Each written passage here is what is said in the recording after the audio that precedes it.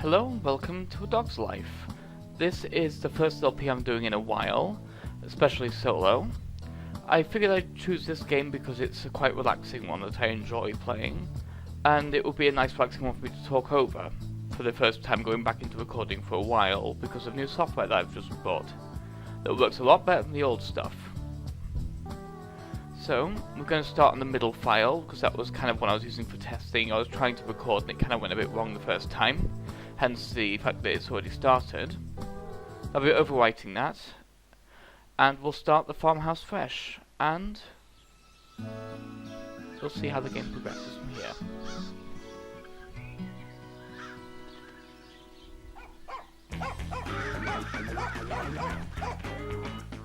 Hi, I'm Jake, and this is my life. No school, no chores, no clothes. How cool is that?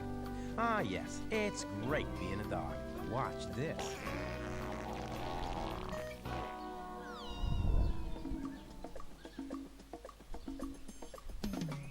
That's Daisy. Lately, she's been ignoring me. Well, we'll see about that.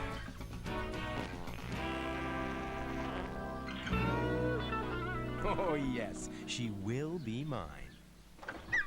Daisy?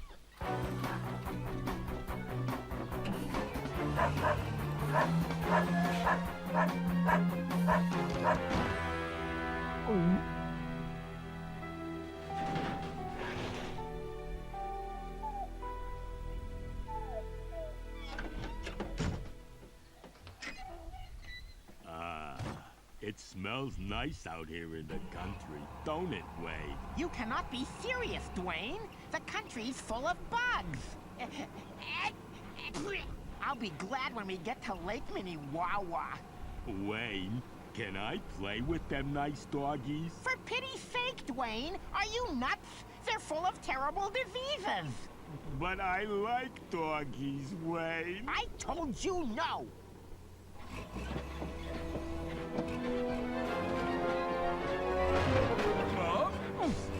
Ow.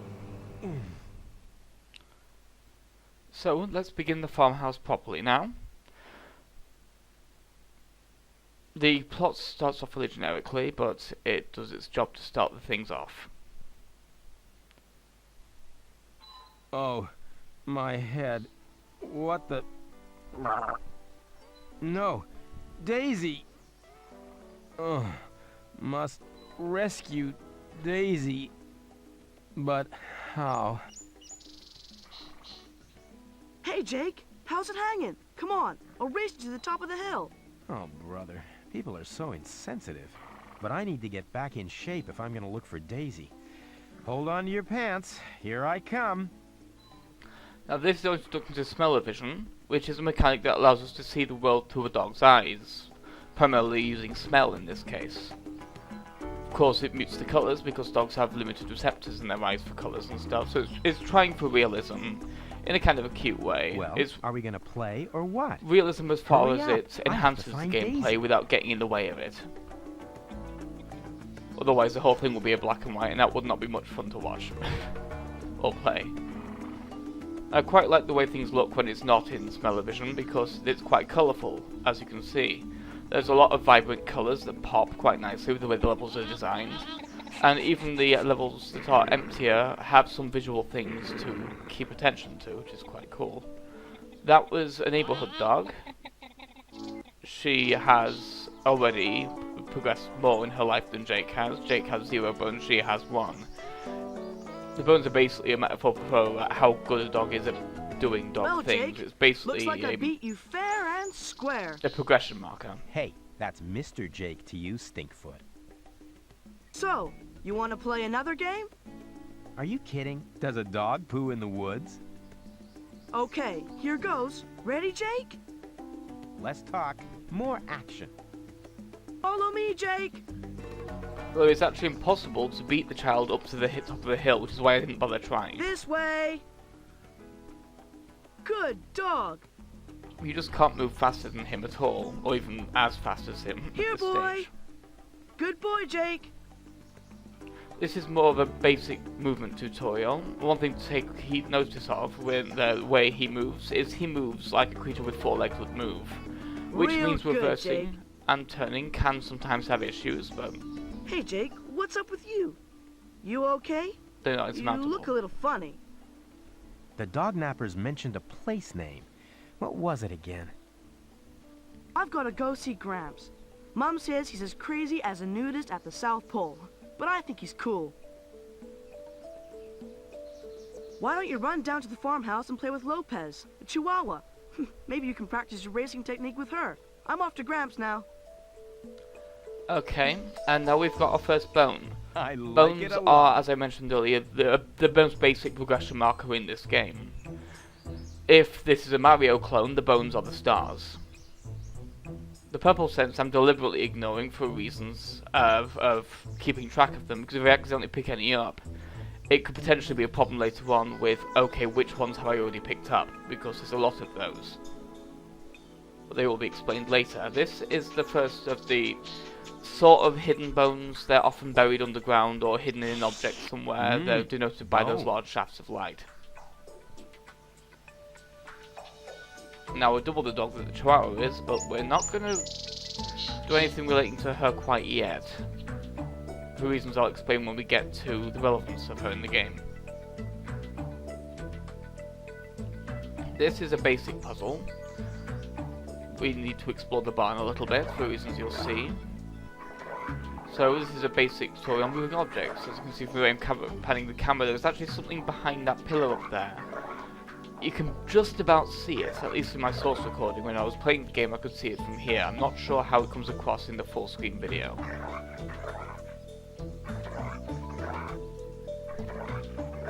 Now, as you can see, moving things is a slow process, but it doesn't require to be, it's not needed to be done much.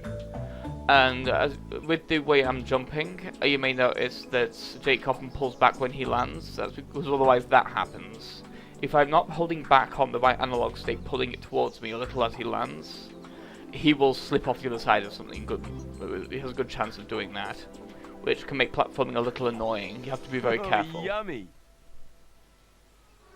But this entire area is basically a simple movement control tutorial Must that teaches play you all the tools you'll with need to ball. progress in the game later on. All these controls are valuable pretty close to throughout the game. This is one of the more annoying mechanics, throwing, bite me. That was almost in. because it's hard to gauge depth perception in this game, and while you could go in first person like in the Spyro games and do it through smell-o-vision, brother, I that's need not to much more practice. reliable because of the depth of field issues again. And also the fact that everything goes black and white, so everything becomes much more muted. So it's harder to gauge from that. Bite me. That was almost in. This is perhaps one of the most finicky ones though, or other things where you have to throw things, either they auto-correct or they have a much bigger target. This is honestly one of the harder times you have to do this. Jake shoots, he scores. 2 more to go. Because we need to score 3 baskets in order to complete this part of the tutorial. Oh yes, Cool thing Jakey is, boy rules. a lot of this Four-legged stuff Michael Jordan. is 1 more to actually go. quite optional. A lot of this stuff you don't need to do. If you watched the video Yes, done about 5 sniff years ago by my Moomin butt. Biscuit and This Super Grubby, dog so they is actually bad. ignored a large chunk of this stuff. They did this, but there's a lot of stuff that they didn't bother with because they were just kind of messing around, seeing what they could figure out about the game. Well, I know where everything is, and we'll be showing everything off. Now, first we're going to head over here for our first side quest.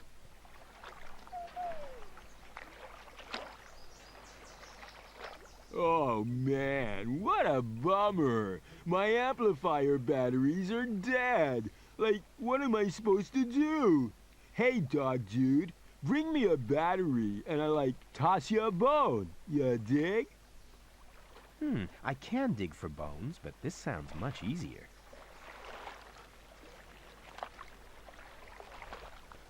Jake is wrong. Digging is easier. But this is our introduction to the footprint trails. The idea is you literally retrace the steps of the NPCs of lost things, and it helps you find where they put them.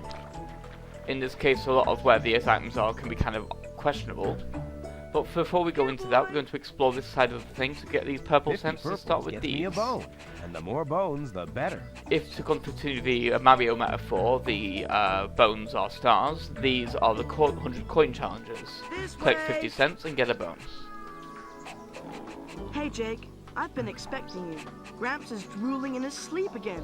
Can you bark him awake? And I'll be honest, this actually feels quite like a Mario game. Jake, The that progression. ain't fair. Jake, you bad, bad boy. I was dreaming about the Clarksdale cheerleading team winning the big mud wrestling competition. Yes, sirree, Bob. Ooh, oh, sorry, Jake.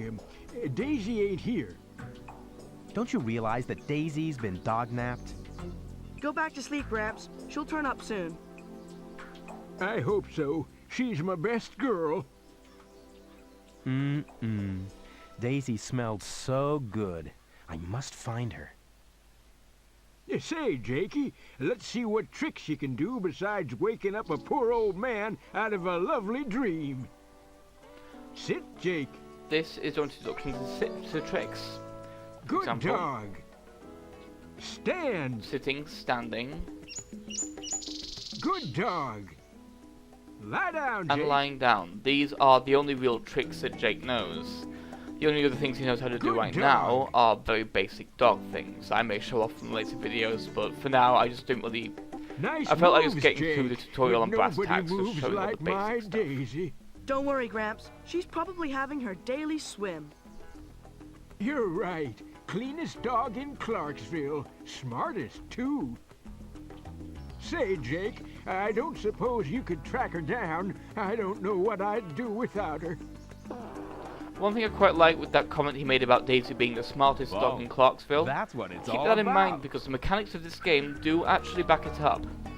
Which is something I quite like. While the plot in this game is incredibly light, it's backed up by the mechanics in a way that I find quite interesting. For example, Jake has been doing literally nothing with his life up to this point, and he's been ignoring him, so of course he's a dog that starts with literally nothing, no bones, nothing accomplished. He only knows the most basic of movements, most tricks. Whoa, did something die? But as the game's progressing, he actually has a reason to do stuff, so he's actually pulling his paw out, so to speak, and actually starting to try now. So he's doing a lot of things that he never would have bothered before with, well, fetch quests in this case, but you get the idea. He's not just playing anymore. I mean, there's an element of that. He has a very short attention span, and he's a bit of an idiot. But he has a central goal he is working towards that he keeps in mind throughout the game, and I quite like that. It's light characterization, but it's there. Far out, dog dude. But I need 3 more to power up my amp. Then it's Bone City for you. Bone. He said the magic word.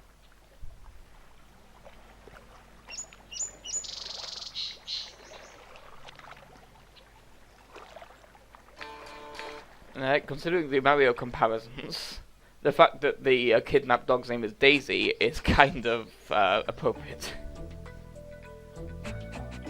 Whoa, that went straight through me. Suppose in the sequel you were saving a pit bull called Peach. So here we're going to start exploring for these, but also we're going to be looking for these purple cents. But for now I was going to pick up this one battery because it's right here. I mean, how did this guy not see this? Wow, you are one clever little dude. Just, let's see, 2 more to get that bone. Must have bones.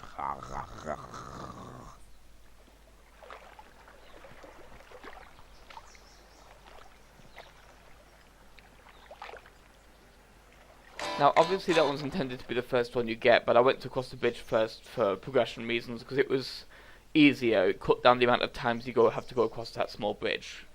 Because while most of the levels are fairly open and fairly easy to navigate, this particular level is one of the few ones that's actually bisected by a single feature.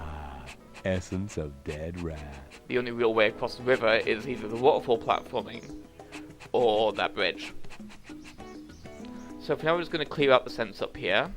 I'm partially keeping these in because a lot of these scents are actually in places that you don't have to go for the rest of the level. We'll just decided to leave that one down there because that's part of a different set as far as I've bisected them in my mind.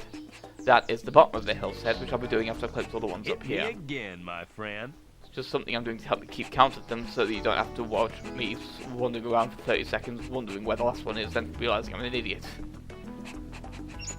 So, for example, this cave you wouldn't have even known existed had I not been going for the purple sets on video. It's things like that that I quite like. It forces you to explore parts of the level that you wouldn't normally have thought you could get to. And I thought that, or that you wouldn't have thought existed. And I quite like the way they're laid out for that reason. Gosh, armpits. Honestly, if I'm to compare this to any collectathon, I'm thinking more banjo than anything, because the sets are really more similar to music notes in that there's only a certain amount of them in the level. It's not like the coins in Mario where there's more than enough. And then you have like side quests you can do for certain characters to get certain collectibles, in that game, Jiggies in this game, Bones, and then the ones that are just lying around. This is the third battery. That one I can more qualify as lost. Don't know why he would have thrown it away, but there you go. Maybe he just, maybe it fell out of his boombox and someone just thought it was flat and discarded it. That radio show is interesting because you wouldn't think Nice and stinky that it was as long as it was. I actually sat down and listened to a good chunk of that show that's playing in that building. 20 minutes or so went by and it was all still new content for the entire thing. Then I had to pause it to go do something else, and when I came back and unpaused it, they actually started the recording all over again, so I didn't actually catch how long the show actually is. But I may try that for a bonus video, Thank you, if it's Miss interesting. Peaches. Always a pleasure to hear from because it does introduce characters that will be important to the plot later on. So this is one of the more hidden areas. You need this car to be here to get up here. That's why I was getting up here now, because otherwise it would drive away. I will be unable to get up here until it came back from across the bridge. And that's quite a long wait. I'd So we've say come up here now. no. I quite like the way the levels do that. It's Oh, kind I of just love the smell of not toe quite jam in the dynamic, because that's really the only time it happens, as far as I recall. But there are similar things where you have to interact with the level in certain ways to get certain areas open, which I quite like. And I also like, from the art style, the way the cars animate. When going around corners, for example, at high speeds in later areas, they have a really distinct animation that I think looks quite charming. And that's all the bones. All the scents for this bone, rather. The way this works, as you can see, is any bone that's not awarded by a particular character is given to you by being spawned in the dog bowl next to the kennel. I'm just going to Out give of this bone sight. this When I battery get in that first. last battery, I'm really gonna wail. Sometimes I ask myself, is it worth it? I can answer that question already, Jake. It will be. But we'll have to wait a little bit longer for that. Not too much longer, though.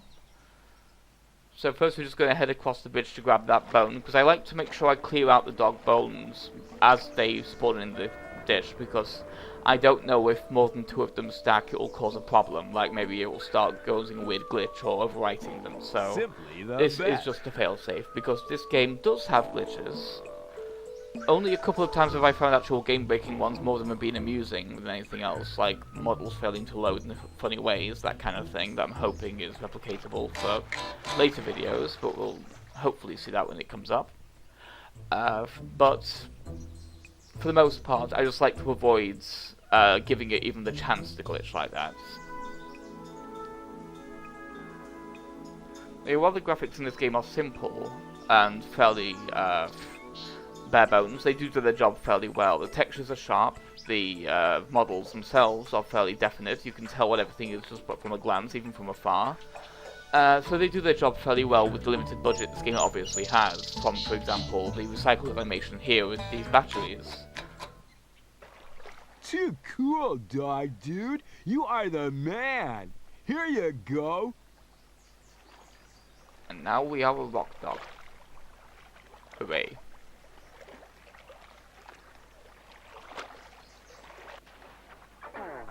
I quite like this song. It's really kind of, it's as relaxed as the rest of the music in the game, but it has kind of a pep to it that I find attractive. It's a fun song to listen to when you're just kind of wandering around, and sometimes when I'm walking past that guitarist, I kind of like just bouncing around with the jump button to it, just kind of as I'm passing by. It's a couple of playful hops. 3 more reds for a game of doggy-doo. If I find them, the local dog shows me some tricks. This minigame is unique and fairly interesting and completely optional progression-wise. I immediately regretted eating whatever that was, by the way. Although I found the way those sound effects queued up quite funny.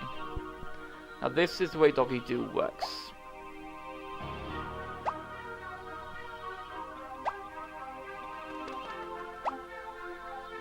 It's an extrapolation of the trick mechanics we've learned from the old man. It's basically Simon Says, but a little more visually interesting because of the animations. And I quite like the music too.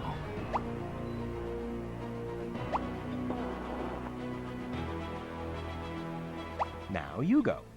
I don't know why, but this particular music just kind of stands out. Probably because it's going for like a weird, mysterious kind of a tone.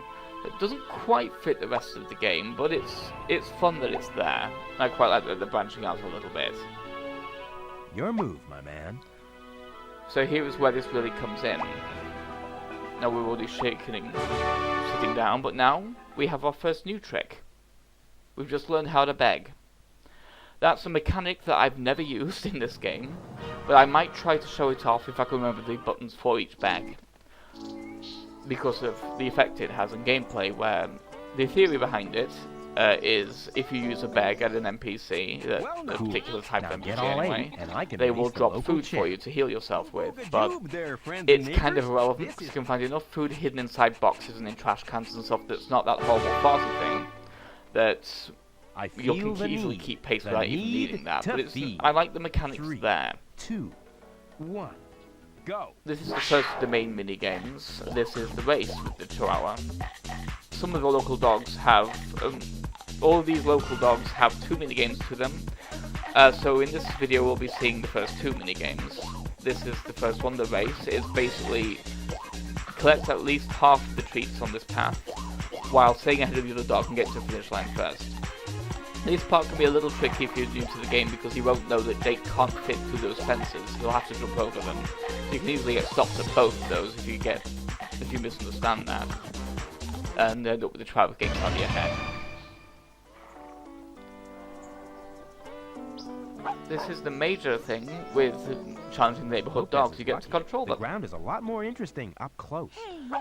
And in controlling them, you get access to areas and abilities that you wouldn't have had before.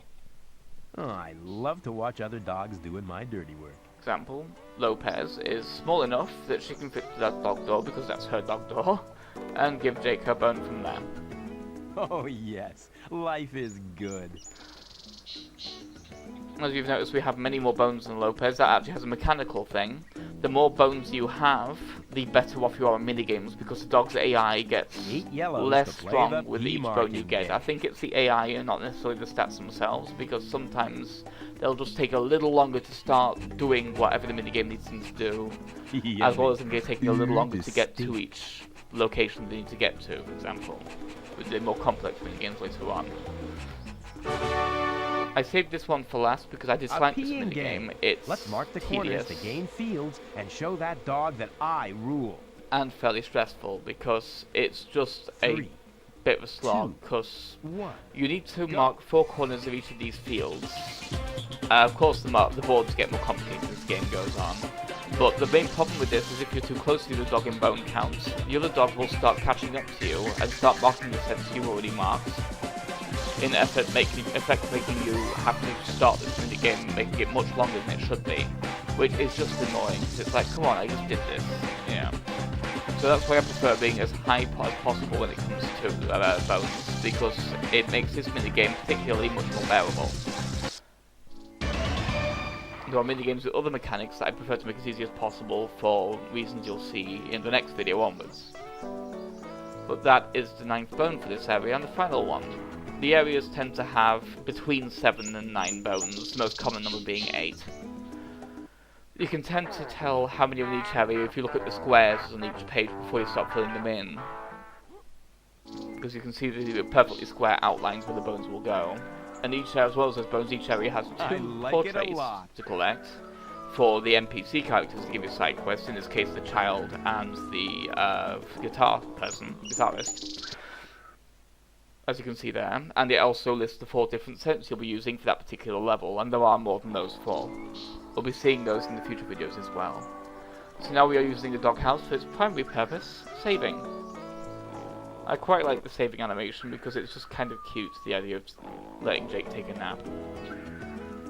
A lot of games don't address the idea of when do these people sleep, so I'm glad this one does, even if it's only for a small thing.